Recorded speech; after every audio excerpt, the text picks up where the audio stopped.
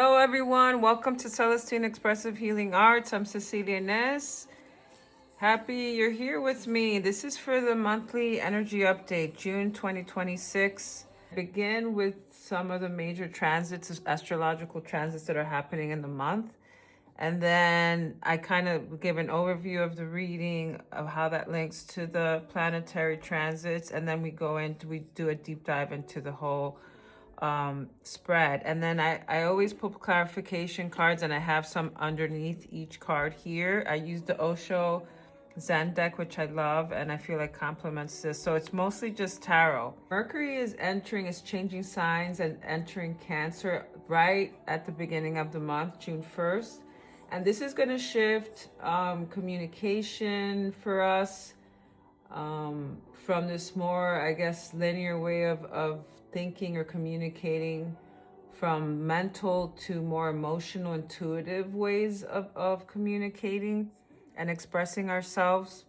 Thing around our home life, our domestic life, anything around belonging. So maybe community, maybe if we belong to any groups, any relationships, any intimate relationships that might come up as well. So feelings around that. And we could also just be more sensitive. I mean, we might feel a little bit more sensitive, maybe more guarded than usual. And I know that I've been feeling a little bit of, not guarded, but definitely more sensitive. And I'm still processing a lot of things. Mercury goes retrograde on June 29th. So stir up old emotions, bringing up family conversations, something that maybe needs some healing, something that hasn't really been reconciled, that has to be talked about, some sort of truth, some sort of something that you're feeling right now. Unfinished business, again, around home, around inner security, self-worth, possibly. It's usually, a period to review rather than rushing decisions, especially around anything that requires emotional clarity.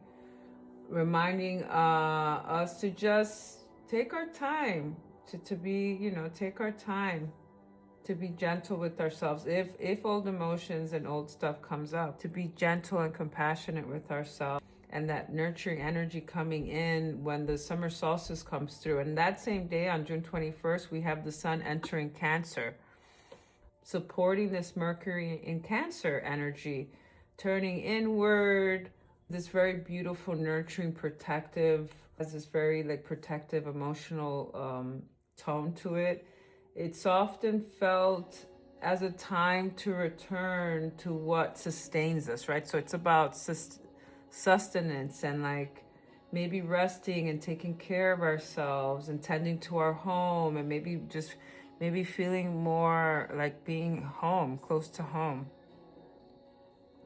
or spending time with your family or your very close friends, people who are very close in your intimate circle, people you feel safe with. So going back to your roots, maybe it's about visiting your roots, right? Visiting the land that your family's from. And then it's also about restoration. So restoration, right? Restoring our bodies, restoring our energy. So it's definitely something around taking time to rejoice, to rest, reflect. Chiron entering Taurus on June 19th is also very healing. It's beginning this healing cycle around self-worth. It's around a lot of Taurus things, right? So anything to do with the material world, the material realm, the physical realm. So again, money, our finances, our relationship to money, our relationship to our body. Change still can stir up a lot of fears, right? And stir up a lot of these old memories and emotions that are tied to old conditioning. So there's something around that, because then we have the Justice card. And if you see here, our heart will be weighed against a feather. And if our heart weighs heavier than the feather, then it means we still have work to do. So it's connected to karma, cause and effect, right? Our choices, and then what happens, the lessons we have to face based on our choices. Chiron, I see Chiron in these two cards, the Death card and Justice card. And the fact that it's in Taurus again, and there's this earthy energy coming through. So we're learning about what is stability, what is sustainable for us, what is of value. It says here, our relationship to the material world is changing. This transit is often about learning that stability and value are not just external conditions, but something you can gradually build from within. And that's connected to this Nine of Pentacles. This is very Taurus energy.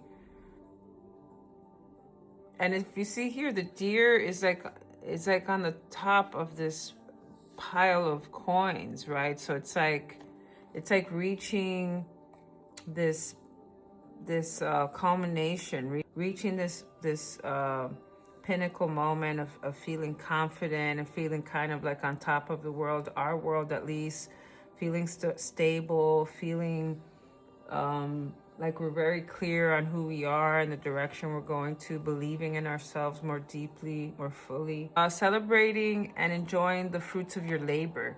Because this all came from a lot of hard work, a lot of dedication and devotion and commitment to something. And now it's like you've reached this milestone, and it's like, yeah, take time to celebrate, take time to chill under this tree like the hangman, and see things from a different perspective, right? Take time to integrate, take time to just enjoy and go inward, to be in stillness. Because then you also have the Four of Wands, and Four of Wands definitely goes with these next two transits, and then I'll end the astrology there.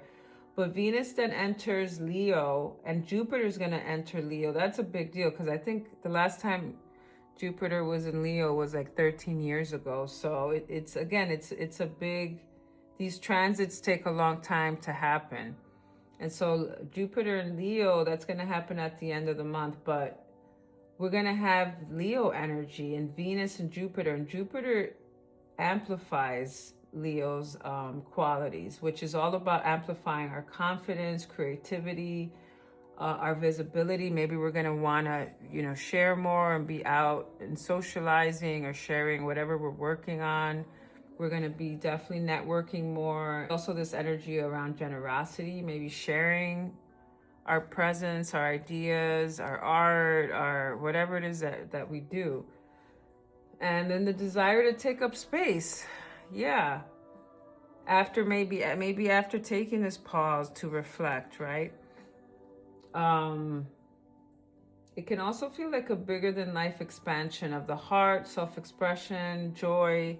So again, it could be this more internal, I feel like it is a more internal process that's happening that then translates into our external world. And I've been saying that for the last few readings too. And then Venus, which is the planet of love, entering Leo on the 13th, that's going to bring warmth and magnetism and again, more creative energy and the chance for romance. A stronger desire maybe for romance if you haven't had any romance in your life now. Or maybe bringing it into your existing relationships. Maybe you're going to be feeling more romantic, more sensual, because we have that Taurus energy too, which is very sensual and earthy. It's also about play and self-expression. The summer solstice, it should be about play and rest, right? A lot of people take time off, they spend time with their families, they travel, or maybe they do a staycation and just like, again, stay at home and tend to their home and their garden and their communities or something like that. So really, really beautiful energy. Of course, not to say there won't be any challenges. I didn't cover all the transits. I'm doing this 5 cross reading that I really like. I really like this layout. So usually the center card, as I've said before, is the central theme of the monthly cycle. And then we have the recent past, the near future. So what's known to us, right? What we're consciously working on. And then this is what's in the subconscious, or what's still unknown. It's what's still being revealed to us internally, right? As revelations, insights. we have this repeating themes coming up. We have the Death card again, and we got the Death and Rebirth card from a different deck for the full moon in Sagittarius. And I mean, this theme has been kind of moving through the year as we started the year. There has been, it is a story, a narrative around something dying, you know, both within us and within the collective world.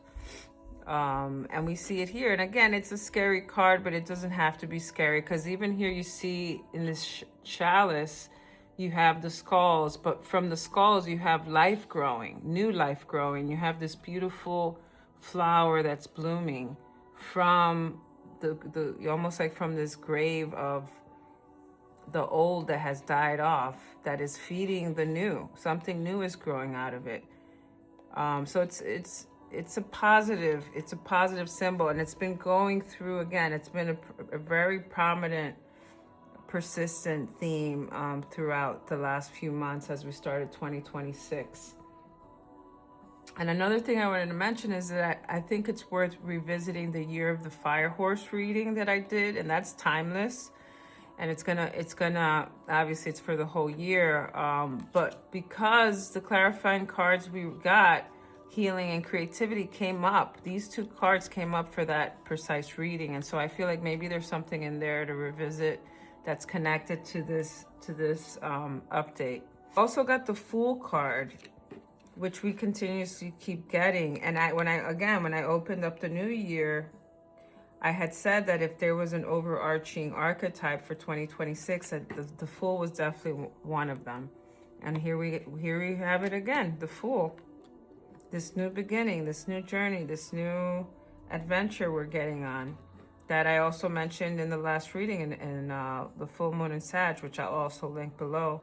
So the Death card keeps appearing because it's reminding us that we can't treat healing as this final destination, right? It's not this one-shot deal that we go through once and that's it, right? And we reach enlightenment and all that. It's a continuous process, and it's also a deep cellular shedding. Like it's psychological, it's spiritual, it's energetic. It's emotional on every level. So, I mean, you think of shedding layers, right? It's like, you have to go through stages. And when I was thinking of this metaphor, there were two things that came to mind. It was one actual process of how snakes shed their skin. And I got curious about that and started reading a little bit around that, which I thought was interesting, because I saw the parallel of what we're going through. I'm like, why do we keep getting the Death card? Why do we keep getting these recurring themes? And I think that metaphor really helps. The second thing that came up was the 5 stages of grief. I feel like that this transformation that we're going through resembles that. There's something around these stages of grief that we have to go through. You first go through denial, right? You refuse to believe the loss has happened. The mind wants to protect itself from overwhelming shock. We are first in denial. We can't believe it. And it's our way of protecting ourselves to slowly ease into the grief of accepting that loss. Next stage would be anger. And again, this is not linear. So you can move through this, jump from one thing to the other and back and forth several times. Anger, we're externalizing the pain that we're feeling, the pain from that loss. So we channel that pain outward. We may feel furious about the situation, right? We're angry about the loss. We might think it's not fair. Maybe we feel betrayed by the universe, by God, by some bigger, higher power or force. Then we start bargaining with that, right? With God or with this higher power. We start bargaining, making internal deals to change the outcome. Like, we still haven't fully accepted it, right? But we've let go of the anger, and now it's like, maybe there's something that I could do about it, but really there isn't. And so we start bargaining. Then when we realize that we can't really bargain, we fall into a depression, right? We're facing the heavy reality of the loss finally. And that is when we start feeling our grief. And then from that depression comes acceptance. And then we're finally able to accept and recognize this new reality. It doesn't mean that we're happy about it. It doesn't mean that we'll never feel sadness or grief again, but we accept it. And we're able to kind of move forward. And the way we're able to move forward is with the sixth stage that was added. At this stage that focus on finding a way to honor the loss and discover personal growth and find purpose in this process that we went through. So it's like meaning. We have to find meaning in our experiences. I feel like somehow this is part of that, because we have the death card, and when I pulled a clarification card, we got the healing card. So there's something around this loss that we're experiencing, this surrender, this letting go, because with the Hangman, it's also about surrender. And even if it was our choice and we're voluntary, because with the Hangman too, we're voluntarily hanging ourselves. We're the ones saying, hey, I'm gonna hang myself upside down. You know, so we're willingly doing and choosing this. And so we're doing it because we want to heal. We want to not keep doing the same things over and over again that are keeping us stuck. And then you have the Justice card that is about us reevaluating our past, you know, and seeking the truth about things, right? Uncovering the truth, going inward, reflecting, you know, and confronting ourselves and doing all the shadow work that we've been doing. And that's not, again, it's not pleasant all the time and it's not easy, but look at what we have here. And then from this comes creativity, right? Something opens up. This is in traditional tarot, creativity is the Empress and this nurturing energy that's coming through. And I feel like that's definitely here. Back to the shedding of the skin, because that's mentioned here. It says here where the death card is a continuous deep cellular shedding. And so that's why I was thinking of snakes as like they shed their skin. And when snakes shed their skin, it takes them a matter of weeks. So for some reason, I thought that when a snake sheds its skin, it happens like in a matter of hours or something, or in a day, but it's actually happens through stages within like 1 or 2 weeks. I was thinking that that's what happens with us, metaphorically speaking. It also doesn't just happen once. They go through this shedding process about 4 to 12 times a year. So when I kept pondering on this reappearing of the death card, I was like, and I'm like, that's why, because we're constantly shedding layers of conditioning, reconciling the past and the present and the future, constantly moving and shifting and growing and evolving. Just as the snake outgrows its skin, us as humans frequently outgrow our current mental, emotional, spiritual frameworks, right? Our spiritual beliefs, or things are constantly shifting and changing. There's like a reorientation, a reorganization that's happening internally for us.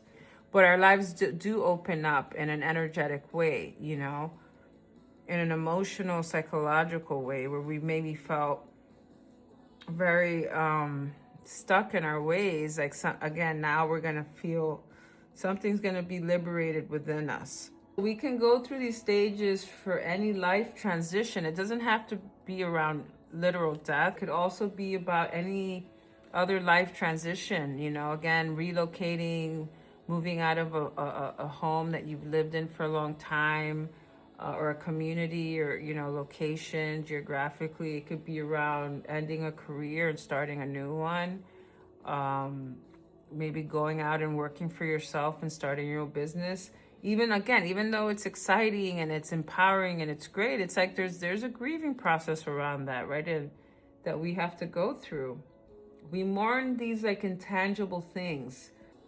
It could be the end of a long-term dream or a long-term relationship.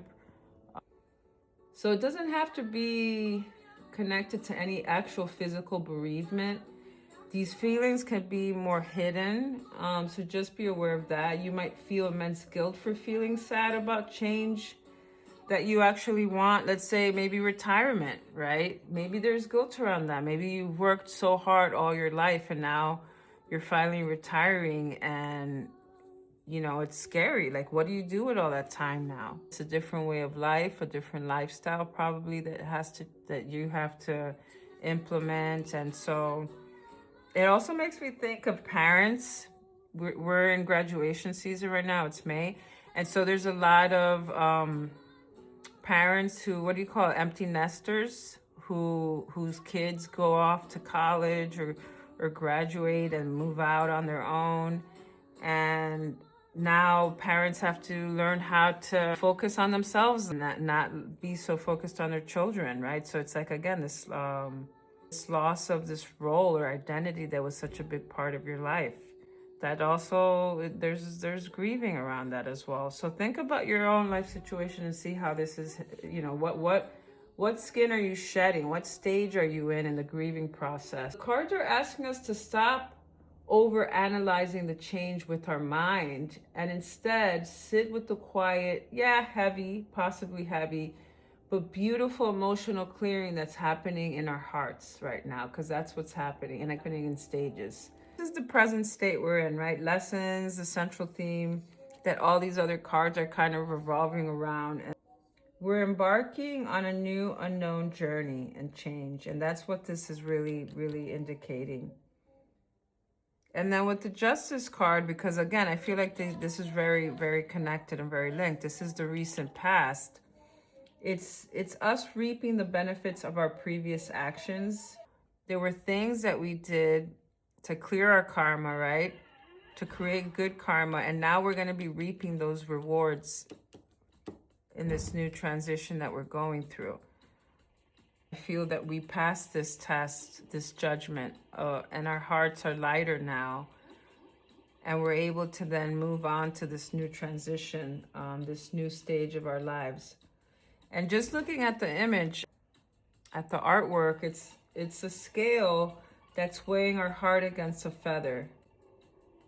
So this is called the weighing of the heart ceremony, and it's done during Judgment Day, which we will all go through. We all will undergo before we enter the afterlife. I feel like this weighing of the heart happens throughout life as well. To clear our hearts, we constantly have to go through this shedding and this rebirth over and over again. Justice aligns our life with truth. This is also like the moment of truth, or that quote, what is that saying? The truth will set you free. I feel like that's what this Justice card is about. Because justice can also be, think about karmic contracts or karmic contracts we have with other people. And maybe if it's around relationships ending or shifting, it could be that divine justice is being served on our part now. Maybe we experience a lot of injustice, like betrayals and abandonment, and maybe things weren't really aligning. And now justice will be served, cosmic justice, and we're getting realigned, reoriented to a new way, a new path, a new way of being, a new way of seeing. Because then we got the Creative card. That's the Empress card in traditional tarot. And the Empress is all about fertility and nature and raw creation. So again, from this death and from this weighing of the heart that we've had to do, this reevaluating, what's going to come out of that is healing, creativity. This fertile time now. I think that ground we've been really tending to that ground for a long time, because again, as I was saying, these seeds that we planted long ago that maybe we've forgotten about, now we're going to be reaping what we sowed before. And so there's something around raw creations and this fertile energy, this conception phase that we're in. We're still in the conception phase, and justice cleared the old karmic debt, and now the Empress has planted these seeds for this new life to grow, and we are the new life. Like, I feel like this is us here. This is us, this flower that's blooming.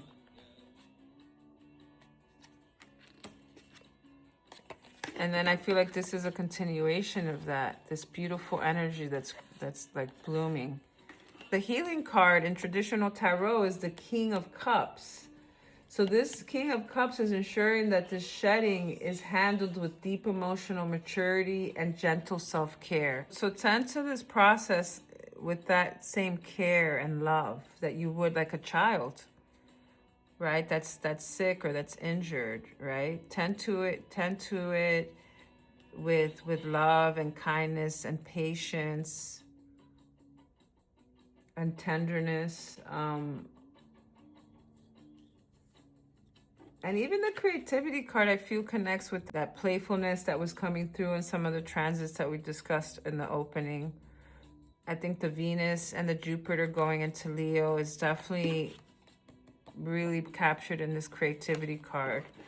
And then the Nine of Pentacles with the Courage card. Courage is the strength card in traditional tarot. That's the card with the woman taming the lion. And here it shows as this little flower that's pushing against it through this crack, through the concrete, right? It reminds me of like weeds that grow even in the most harshest environments, and still life could grow. And if you look at this too, like this looks like growth too, right? This deer is up on top of this beautiful, like, it's like these coins, this like pile of coins that we worked hard to create, to harvest. And it almost resembles this too, right? Again, there's this like reaching up out of we're trying to get out of, right? Moving out of this stuck stage that we're in, and pushing up, and even this, and then this is pushing up too.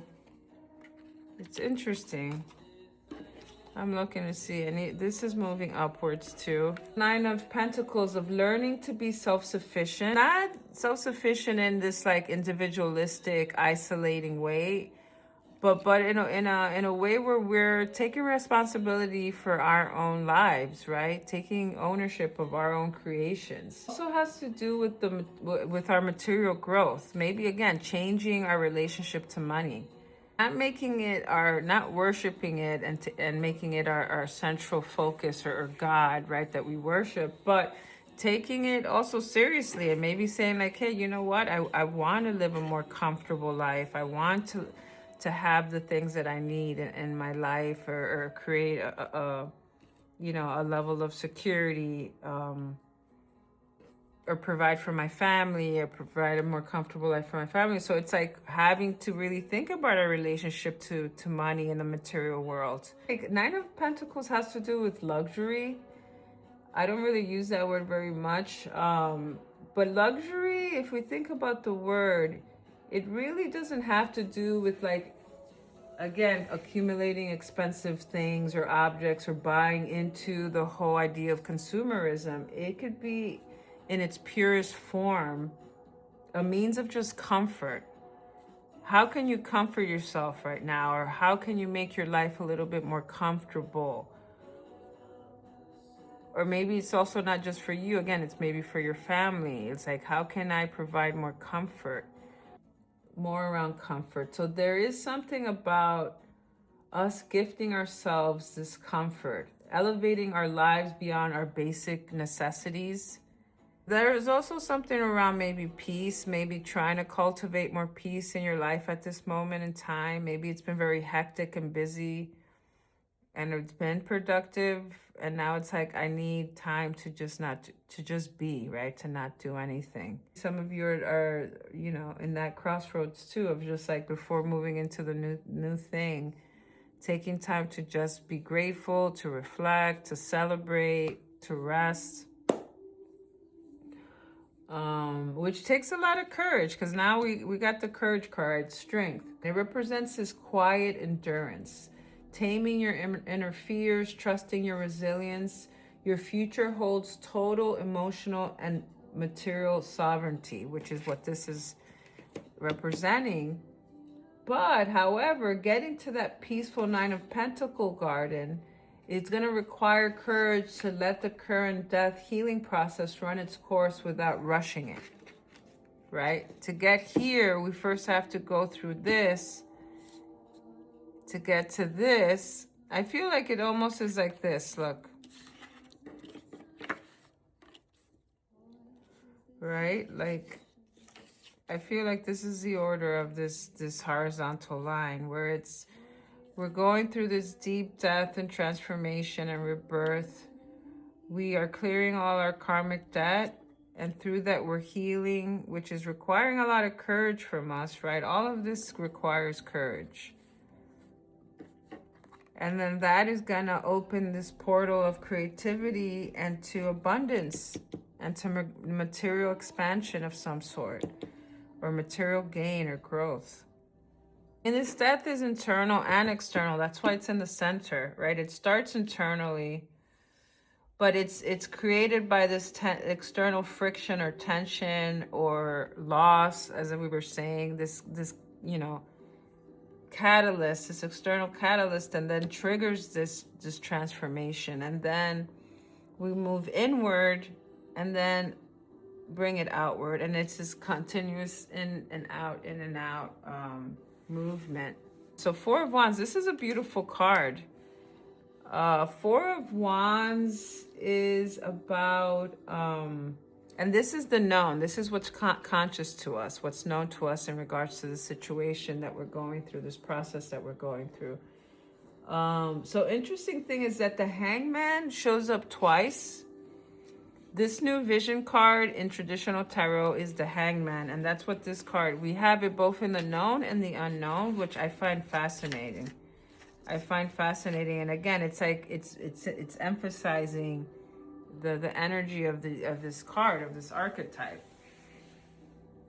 And also that the Hangman comes before the Death card. So this card comes right before the Death, which is, wow, we have 11, 12, 13. So we have this, again, this natural progression from justice, right? Clearing our karmic contract, clearing our karmic debt, learning our lessons, growing from that, right? Learning our lessons, because then we move to the Hangman, where we're having to take a pause and self-reflect and look things from a different perspective, different angle, right? As we grow. And that's what growth is, right? Growth is like seeing things we couldn't see before. And then that allows us to change and go through this choose transformation. We choose change for ourselves. I didn't even notice this 11, 12, 13, but look, it's a perfect transition into this more brighter, more abundant, more expansive, nurturing energy. And then you have it under here too. You have all this beautiful energy. This is all, look at the cards you have below. I mean, wow. New vision, courage, creativity, healing, and then the Fool card. The Fool card is just a new beginning. This is just a new beginning into the Four of Wands and this Nine of Pentacles. So we're back to the Four of Wands, right? The Four of Wands is, it says it's a milestone or celebration. It's a taking a breath between stages as we begin the rite of passage that we're going through.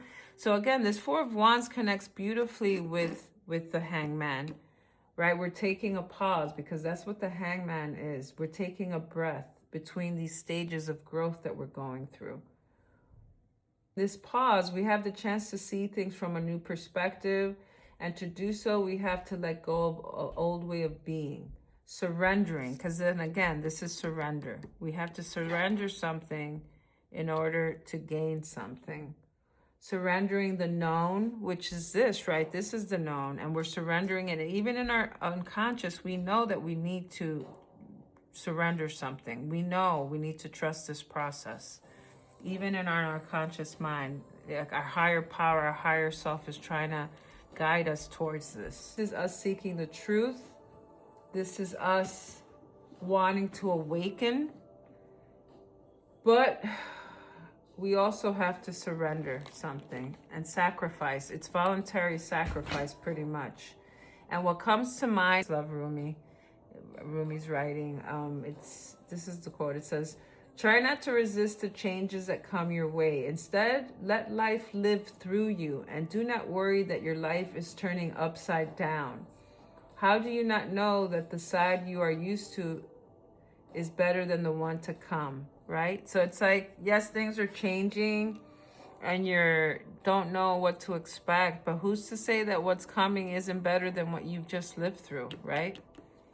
Look, you're moving from this to this. I mean, alone, that's like, that's a big improvement, I would say.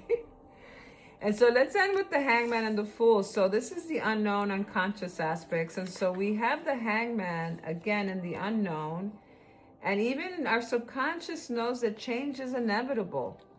And so when the Hangman shows up repeatedly, it usually means that we're being asked to stop forcing the timeline, to let a truer orientation emerge, a truer version of ourselves to emerge.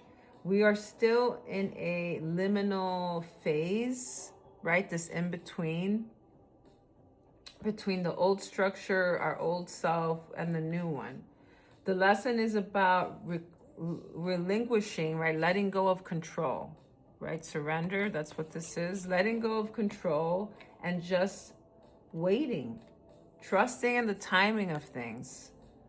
A deeper layer of the same issue is surfacing. And I think that that's what possibly this is here, the healing, this stuff right here.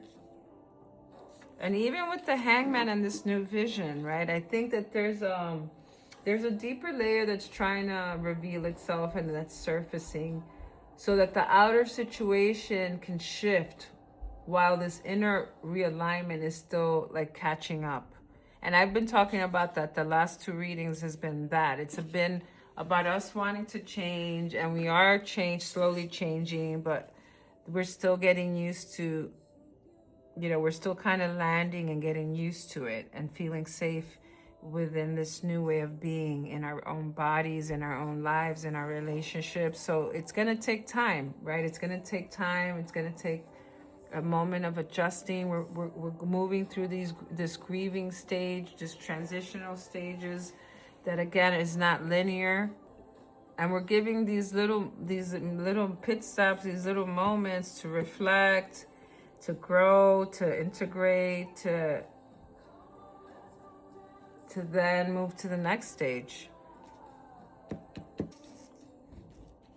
Now vertically, if you want to see this vertically, I would say this is this way, right? You have the Death card, which leads to healing. We're reflecting and taking time to reevaluate things and to reach this new perspective or these new insights, which then delivers this new vision.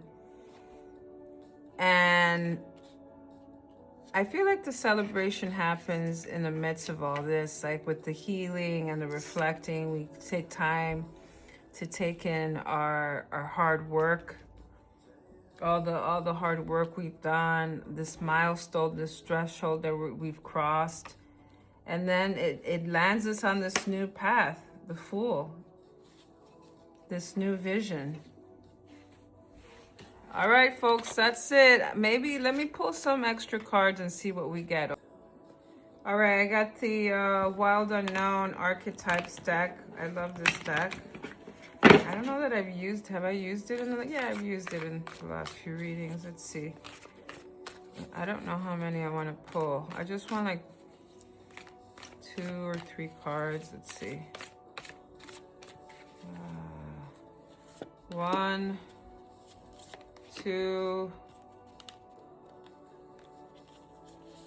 3. All right, let's see what we got here. That's death. The internal child, that's creativity. I think that's connected to new vision, healing. This is definitely connected to these 2 cards. The unseen. This is definitely the Hangman and probably the Fool card. So I think it goes like this. Yeah. So let's read a little bit and then we'll close out.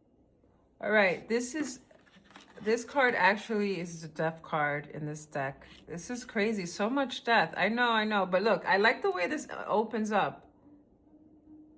It says here, it is tempting to oversimplify death and sum it up as transformation. And that's true, because that's what I didn't want to do either. I'm like, how can I feel like I keep saying the same thing over and over again. And I'm like, how can I say it in a different way?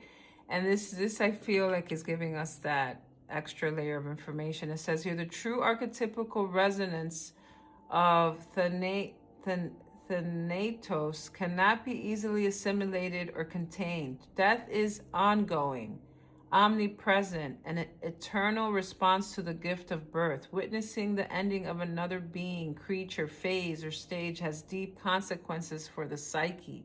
That's what we were just talking about. We are forever changed by Thanatos as it sweeps us under its wings, making us relinquish control. We were just talking about that in every form. It leaves a mark of ash upon our heart, signifying we have touched the cusp of the underworld and will return to the land of the living eventually, with more compassion and wisdom to share. Absolutely, that's what we see here. The Fool. This capacity is needed in our world. One who has faced the annihilation of Thanatos can face anything. With this card, when this card appears, it signifies an initiation. There you go. The unseen is connected to spirit, the ancestors, our ancestors, the eternal. So guidance, clairvoyant guidance, whispers of wisdom.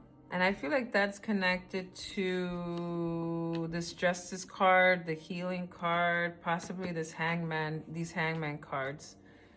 It says here, the unseen is just as it sounds. We cannot see it, yet it sees us, watching and waiting with wisdom, both kind and instructive. The energy of the unseen may come in many forms: a compelling dream, a sudden insight, a clear voice, a vision. What is this? New vision.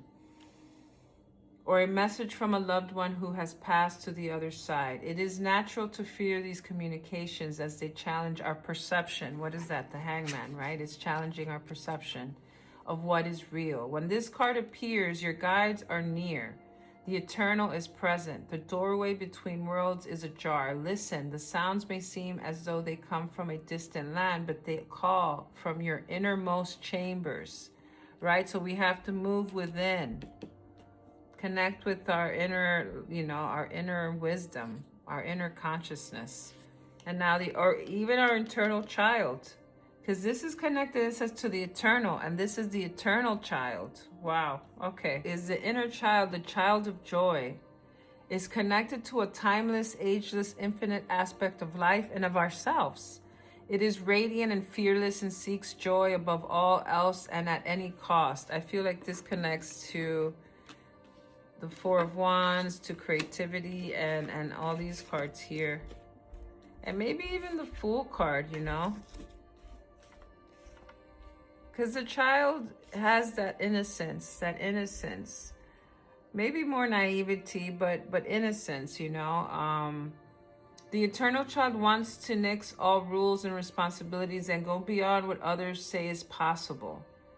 It's believing in the impossible. It's believing in magic and miracles, which it could be a little foolish to people, right? It's about connecting to this eternal child that believes in magic, that believes in possibilities, that uses its creativity, that has courage, that knows how to heal itself too, has new visions of how to see life in this more magical, fantastical way that we need right now. It reminds us of what is possible, what is magical about this precious life. So it's about joy, being joyful, playful. So believe in magic. Don't give up on magic.